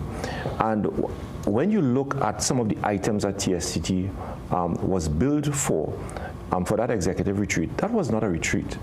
That was an executive frolic that took place in Tobago. And the minister, interesting, he's very silent in it. He's very vocal on all kinds of things, but he's very silent in it, on this very serious matter. The board came out and said, well, it's not $500,000, it's about $300,000, as though that is going to help. That is not a retreat. And the videos that you would have seen with half-naked women on a boat having a good time, that is not an executive retreat. I'm wondering, what did they learn on that boat outside on no man's land with half-naked women and men clad in flowers around their necks and what have you. They were having a grand old time on the financial resources of TSTT, and therefore the minister should not be allowed to escape that. He is vocal on all kinds of matters, very silent on this particular thing, and I am calling upon him. I've already filed a question in the parliament asking him to justify this expenditure, but he should be called upon to explain to the people of Trinidad and Tobago whether that is a justifiable expenditure on the part of TSTT for executives to go and have a grand old time in Tobago. As I move towards the issues of national security, I saw the Attorney General stand in Parliament on Friday and said to the nation that he played an active role in ensuring that people who are vocal and who are distasteful in want of a better word towards the government, he will ensure that under the state of emergency that doesn't happen and they are met with the full brunt of the law. Your take on that development, and more so the extension of the SOE, so that kind of style of law and governance could continue within the context of a SOE. Jason, that was a stunning revelation by the Attorney General. Does the AG have the purview to do something like that? He does not have the authority to do something like that. And the Attorney General's admission that he played a role in the arrest of Olive Green is a shocking revelation in Trinidad and Tobago, and therefore the Commissioner of Police now has a responsibility to clear the air on this very important matter.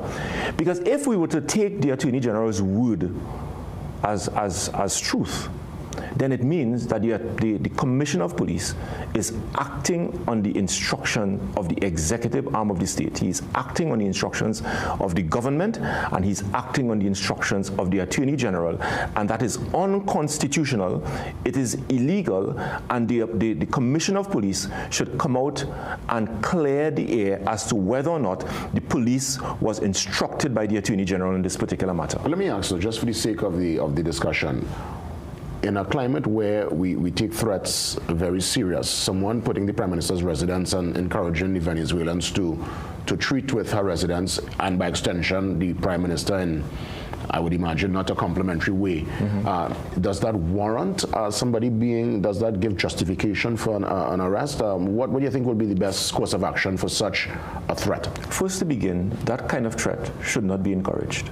Threats against public officials, threats against any citizens, members of parliament, judges, police officers, etc., should not be encouraged. And I would encourage law enforcement to invoke the laws to take action against anyone that would have engaged in any criminal activity, especially threats towards public officials. Should not be encouraged. There are laws to treat with those matters, and those laws were not applied in this particular instance. What happened in this instance is that the police invoked the regulations that were promulgated under the state of emergency to detain Olive Green and have her detained for months until the conclusion of the state of emergency. When you look at the regulations and when you look at the reasons why the state of emergency was called, Olive Green, who made that unfortunate post, no way could have been seen as being involved in gang activity. That was the sole reason why the state of emergency was called, and that's the sole reason why we have regulations to treat with what's supposed to be a national threat. The invocation of these regulations to stifle and to threaten citizens who make posts and comment on social media is unwarranted, it is unjustified, and I dare say it is unconstitutional, and it is a misuse of the regulations treating with the state of emergency. And that is the reason why we have been expressing grave concern about these matters.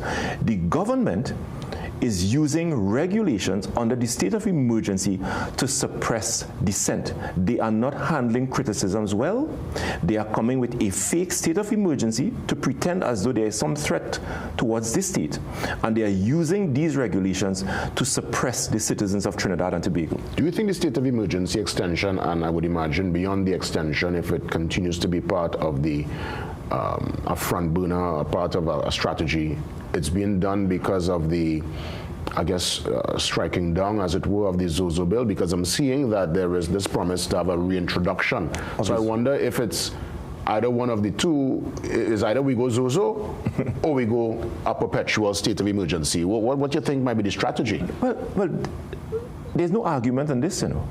When the Zozo bill collapsed, the Prime Minister said that now that the bill has collapsed, if I have to invoke my powers to call another state of emergency, she said it on January 31st, I will call another state of emergency.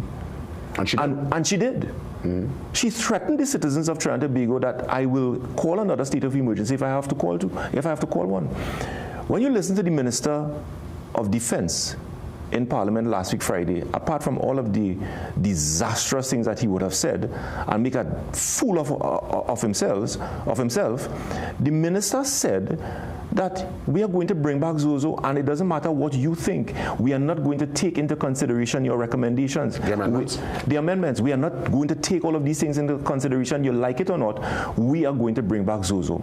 That is the state of governance in Trinidad and Tobago. This is what a legislator is telling legislators in Parliament, that regardless of whatever you say, regardless of amendments that you bring to the Parliament, you like it or not, we are going to bring back Zozo.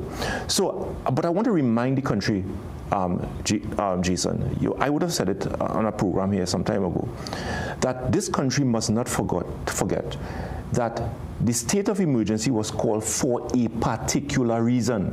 The state of emergency was not called to curtail crime and criminality in Trinidad and Tobago. The government, the Attorney General, and the Commissioner of Police told the country that the reason why the state of emergency was called, the threat was neutralized, the gangs were decimated, and therefore we should not continue with it. The Commissioner of Police said in January that it is not because of the state of emergency there was a decline in murders. It is intelligence-led policing and good management of the policing resources.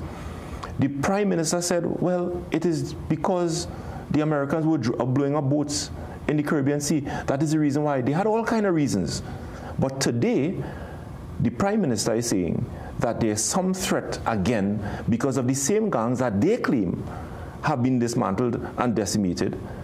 And today, 1 month after the last state of emergency, another state of emergency. And when you listen to the Attorney General and all of them who participated in that debate, they did not provide one scintilla of evidence to prove the circumstances that warranted the calling of this state of emergency.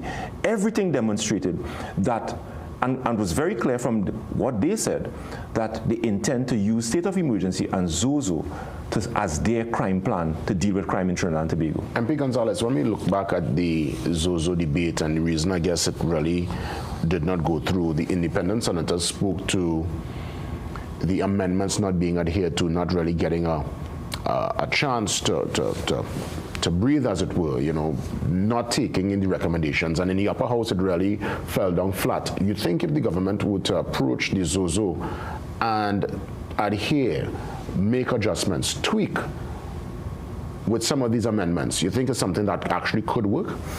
I am sure if they do so, and if they collaborate with the independents, because they need about four senators. Remember the old Bacchanal was the independents are biased and this, but I understand where the independents were coming from. They made recommendations and they were not adhered. And they made recommendations to enhance the bill, to ensure that there are certain oversight, and that the Prime Minister will not be a runaway horse, that the Prime Minister will not arbitrarily, you know, create zones across Trinidad and Tobago without parliamentary oversight, without justification from the Parliament, etc., to ensure that when you give soldiers the powers of police officers, that you have independent oversight by the Police Complaints Authority, the Police Service Commission, that they exercise independent oversight over these law enforcement officials, because you are giving them extensive powers. All of these things were put in place and recommended as amendments to improve the bill. And the government rejected it. The Attorney General said in the Senate that the recommendations were good recommendations, but unfortunately, they cannot be brought on board. The Minister of Defense said on Friday that we are not going to take recommendations. We are not going to take amendments.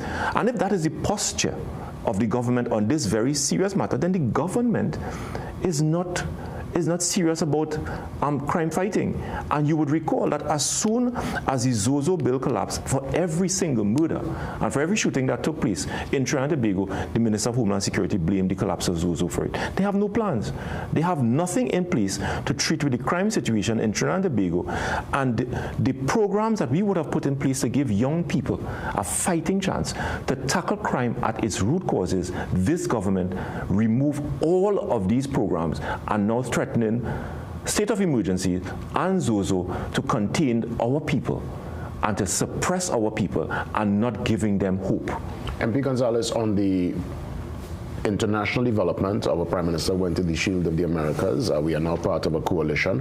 Are you pleased with the communication? Is it transparent enough so that we as citizens understand what we are buying into and what's the, I guess, what's the perimeters, what are the do's and don'ts, as it were? I mean, the Prime Minister would have given an explanation in Parliament on Friday. Are you pleased with her delivery and what we know so far about this coalition? We don't know a lot, and we have to wait and see. First, to begin, any coalition and any collaboration between Trinidad and Tobago and our biggest trading partner, the United States of America, and other countries in this region should be welcomed, especially if it has to do with tackling drug trafficking, human trafficking, etc. So you can't be opposed to anything like that, but it is nothing new. We have had a history of collaboration with the United States and partners around this region to tackle crime and to tackle human trafficking and drugs. It's nothing new. But the details of it, it's very sparse. There's nothing inside of there that would suggest or gives details as to what really this collaboration is all about. And you think that's normal? Because I would imagine you also would have been part of a security apparatus, and I would imagine certain information will be deemed sensitive. But we are not asking the government to divulge sensitive details with respect to intelligence sharing, with respect to national security operations and what. These things ought to be kept highly confidential. But there was the signing of an agreement, and when you look at the agreement itself, it doesn't say anything much. What is different in that agreement or that coalition that is so different from other arrangements and security arrangements that we have entered into with the United States historically? So we have to wait and see. The Prime Minister made a statement in Parliament, and it has not provided much information to us to give us a good understanding, but let's wait and see. But we should also take note of the fact that the Prime Minister in her statement in Parliament used parliamentary privilege to make unsubstantiated allegations against the PNM and the construction of Balize House without, again, providing any evidence to prove what she is saying, and she should be condemned outright for using and hiding behind parliamentary privileges to continue to attack the People's National Movement. And her latest attack last week Friday was very scandalous. And I want to take the opportunity to tell the Prime Minister that her continued attack against the PNM, her continued attack against this prestigious political organization is very unfortunate. It is very scandalous. It is very much similar to what the allegation she made against our independent senators without reporting it to the police, without providing evidence. And the public should come out and demand of the Prime Minister that if she is not prepared to provide and to present the evidence, she should stop her scandalous behavior and stop hiding behind parliamentary privileges to make allegations that she knew is not true. I think the bigger conversation here, and this would apply to all parties in the political framework, campaign finance reform, because allegations have been made left, right, and center. And again, people use parliamentary privilege. They won't come out in the public and say it because obviously now litigation and it will have a legal, it will take a whole legal shape. But the reality is, we are seeing lots of utterances in the public domain linking or at least trying to pair alleged drug dealers and folks who are in that illicit trade with parliamentarians, and whether it's true, whether it's not, the fact is, I think we need to have a bigger discussion on campaign financing and reform, and that should be the conversation as opposed to pelting allegations all over the place. I totally agree with you, because not too long ago, there were reports in our local newspapers that Sangre Grande seat, someone involved in drug trafficking and gang, spent $17 million, give the UNC $17 million to win that Sangre Grande seat. And look at some of the recent developments. And look at the recent developments. And this country has to, and it's not only in Sangre Grande. We got information, it's the same thing that happened in some of the marginal seats in Tunapuna, what have you, where there was strategic collaboration between the UNC and the criminal elements to win some of these seats. And that is the reason why this government cannot govern without a state of emergency, because many of them cannot walk their constituencies. Well, let's be because if it's one thing, MP Gonzalez, I always enjoy our conversations. It's frank and honest, and I wonder now, and this goes back also to when PNM was in power. I wonder if some of these so-called community leaders or those who have a dark history in an area put money towards campaign, and I believe on both sides, based also on my experience, because again, the promise is contracts and the CPEPs and the this and the that, and I'm seeing where the government tried to put that out of the conversation, because there is a lot of stuff happening on the back end. We might see a face, we might see a representative, but there is so much happening on the back end, especially with some of the very sketchy people in a particular area, because they have influence on the ground, and if they align themselves or they at least position themselves with somebody who they consider a winner, they know there will be some kickbacks on the back end. Jason, this is a very serious matter. I can tell you, in my constituency, in that last election, some aspects of criminality entered into the campaign, and a lot of the gang operators or people suspected to be involved in criminal activities, they campaigned in support of my opponent. I served as Minister of National Security when I campaigned in the last election. And I know, and I receive information, the amount of money they receive to give their support to the UNC. I can also tell you that information also reached us that had the PNM been prepared to make deals with the criminal elements in some of these key marginal constituencies, perhaps the outcome of the elections would have been different. Many of them went and they had deals, and they made deals with the UNC.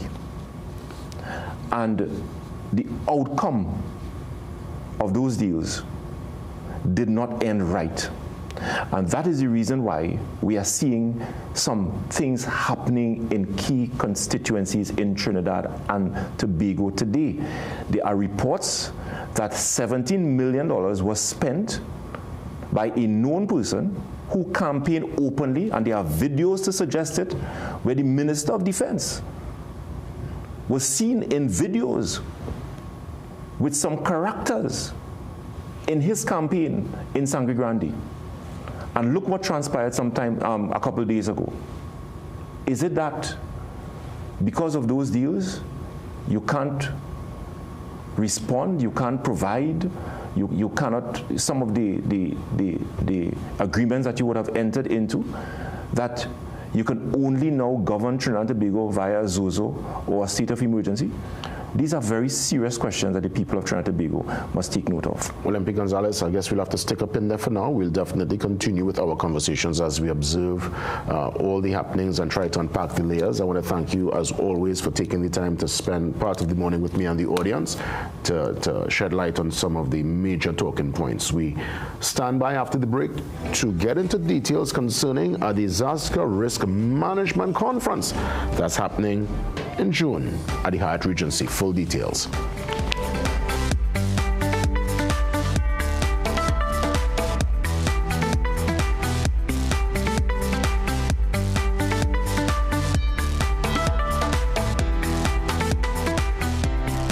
Step into ABC Doors and Windows, where quality meets variety.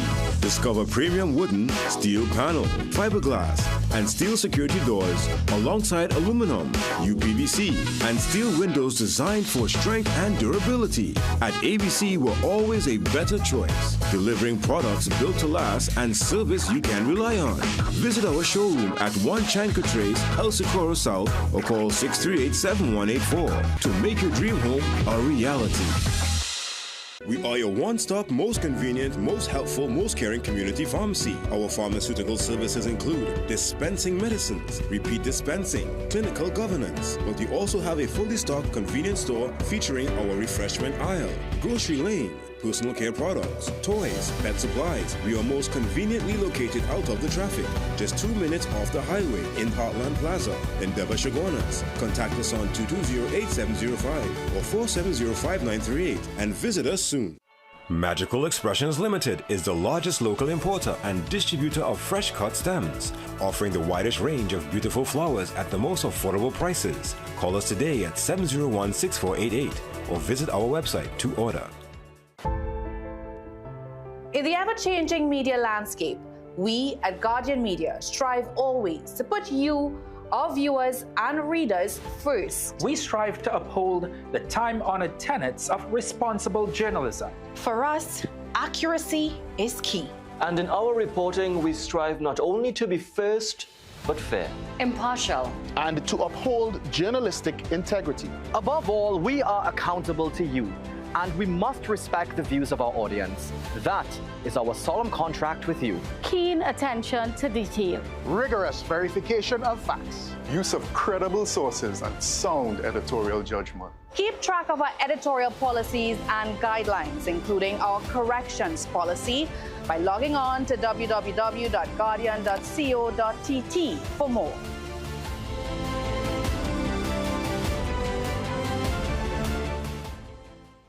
All right, guys, today we're going to start a new topic, and that topic is entitled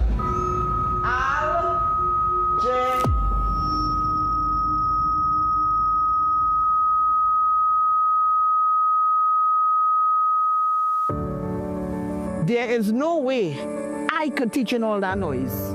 And there is definitely no way we children could learn in that noise of violence. They deserve more. That fear, that anxiety. We have to have our classrooms filled with joy, laughter, and hope, not fear.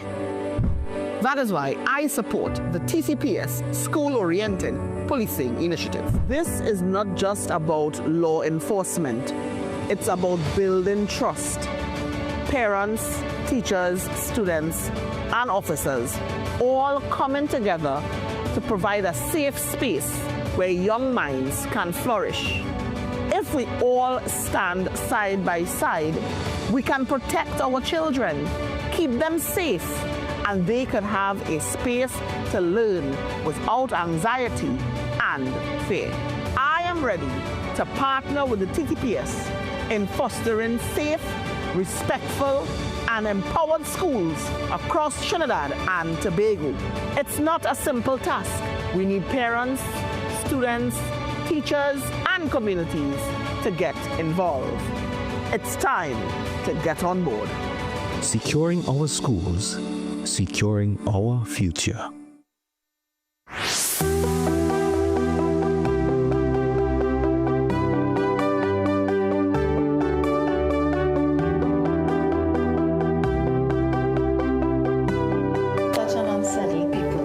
Stacey Ann is here with me again. Stacey Ann P. Osario, the managing director of its Pods Emergency. And you know, it's our second conversation, and it's an important one because we are getting ourselves ready. Even though it's in June, we're building the momentum, having the conversation, getting everyone ready for this amazing conference. It's your Disaster Risk Management Conference, and we've had conferences in the past treating with this issue, but I know this one is going to be really different. Specific. Yes. Really unique. Really unique, and that's why we're having the discussion, Stacey. For those looking on, and again, welcome, good morning. Good morning, JW. Well, thank you. Why is it important for us to be there from the 1st to the 3rd of June? So I'll just call 3 bad girls of the territory, right? I call them the 3 bad girls. Yeah. Flora back in '63. Oh yeah. Even though it was a while ago. And that was Tobago, eh? That was Tobago. Tobago got touch totally up. Not touch up, devastated. Smashed to the ground. Yeah. What did we learn from it? Mm-hmm. Then we had Beryl. How many remember Beryl? When was Beryl? That was in the 90s? That was 2024 headed for Trinidad and Tobago. You don't remember that? Beryl. You see how short, how our memories are short? I forget about Beryl. A bad girl. Yes. Yes. And then we had Melissa. Oh, well, Melissa, yeah. So, you know, JW, in looking at these events, these catastrophic events that have been happening as a result of climate change. I mean, some people are still debating whether climate change is real. I don't know what more evidence we need for us to be convinced that climate change is real. Not only is it real, but it's now, the impact is so huge that we have to look at systemic risk, and that is the interconnectivity and the cascading effects of one event that affects different sectors, many sectors. So we have to look at not only infrastructure, we have to look at health, we have to look at agriculture and food securities, we have to look at mental health. So it's cross-cutting across sectors, and it's impacting every one of our lives in different ways. Let's start with infrastructure, because infrastructure is impacted in a major way, sometimes in the roads, transport, and buildings. We're talking about, you know, billions, even trillions. I recall after Andrew hit Florida in '92, they changed their building codes, all the galvanized, and what was on a Florida house in Fort Lauderdale prior to '92 changed after '92. How close are we to having that kind of conversation on a national level to ensure all building codes are up to par and could withstand any unfortunate weather event? What I would say, JW, is that we know we have to get there. We know we have to improve. We know that we need to improve a lot on the policy making. We have to improve on action in the policy. And that is why it's important that we are bringing examples from, we're bringing people from Jamaica, we're bringing people from Grenada, we're bringing people from Barbados, those who were seriously impacted and who lived through these events. And so we can understand and we can learn from their experiences, so that when we are charting the course for our country, that we have that Caribbean knowledge base and international knowledge base coming right here at home in Trinidad and Tobago. Stacey, and you know why I think this is so important? Unfortunately, it's been my observation, and I'm only 47, I've only been here just for a bit, but in my years, I realized that unfortunately lots of Trinis only get serious when it gets serious.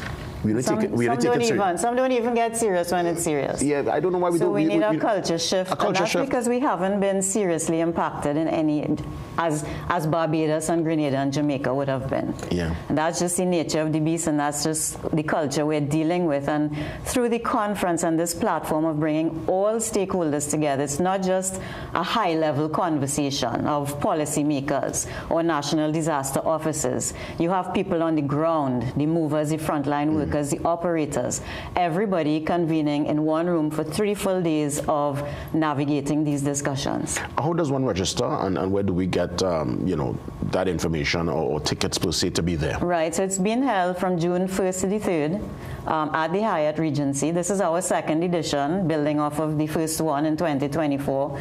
You can go to, anybody can go to www.ttdrm.com. The registration page is there. All of our 50+ speakers and panelists are there. Our agenda is there. You have all the information, of course, the Secretariat information. You can always reach out to us. They're going to be officials from government there in attendance? I would definitely hope so. We have officials from Grenada. We have the Deputy Permanent Secretary in the Ministry of Finance. We're happy to have her. Yes. Siobhan Britton-Telsford, who was so, from the moment I emailed, the answer was yes. You see how much they want to help. We have people like the CDB, we have the IDB, we have UNDP, and I hope Ron Jackson can join us this morning, I'm hoping. But we have the representation on the international front. So from the UNDP, from IDB, even Visa, the international brand Visa, is coming to help us in our, we have dedicated 2-hour learning labs which will replicate real disaster scenarios, and we delve down for an hour and a half into 2 hours in different levels. We have business and continuity emergency managers from the US. We have female instructors. You name it, we have a JW in the room. Stacey, as we wrap things up, what you hope will be the biggest takeaway from those in attendance? I think the biggest takeaway, now that the Caribbean region is looking to empower itself and we're looking to come together in many fronts to drive regional resilience, this is definitely one area that it's going to bring awareness, it's going to bring strategies, actionable strategies that people can implement across businesses, whether public sector, private sector, and NGOs, to build their operational resilience. If they're looking at reputational, financial, and operational resilience, this is a forum where you're going to get not just the knowledge, but the tools to take that knowledge into action and implement within your organizational framework. So we're looking forward to that, and the input. We no longer can work in silos. We cannot work in silos anymore. I mean, for example, I would have seen the newspaper article still on our Port of Spain evacuation plan. I don't know if you recall that article being published within the last maybe 2 weeks. These are some areas that keep recurring, and the only way to do it is if we come together, break these silos, and work together. So this is, I think, what is the biggest takeaway. You know, so important, and I'm so happy that, you know, you continue to do your work with PODS Emergency. You continue to bring this conversation into the mainstream, and as you rightfully said, it's a culture shift that needs to take place. Culture is one of the hardest things to move, but once we start these conversations, it could happen, because yet again, we as Trinbagonians only take it serious when it gets serious, and that to me is so unfortunate.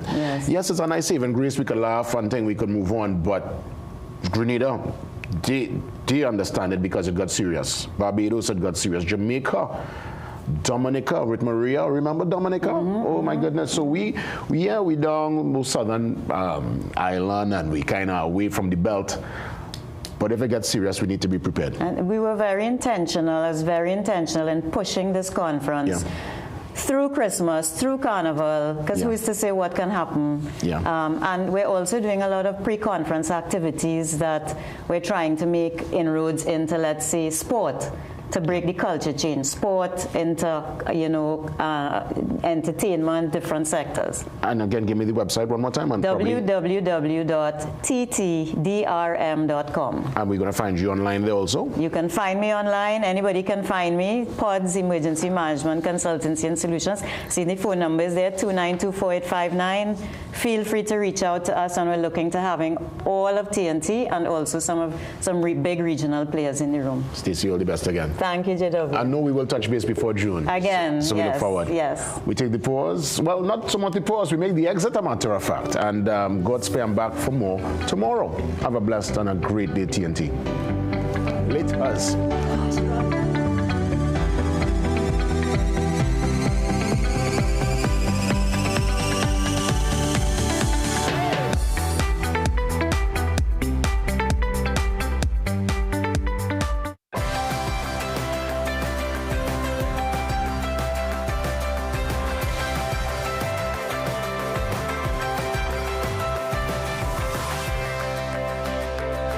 You're watching CNC3. As an affiliate of CNN International, we now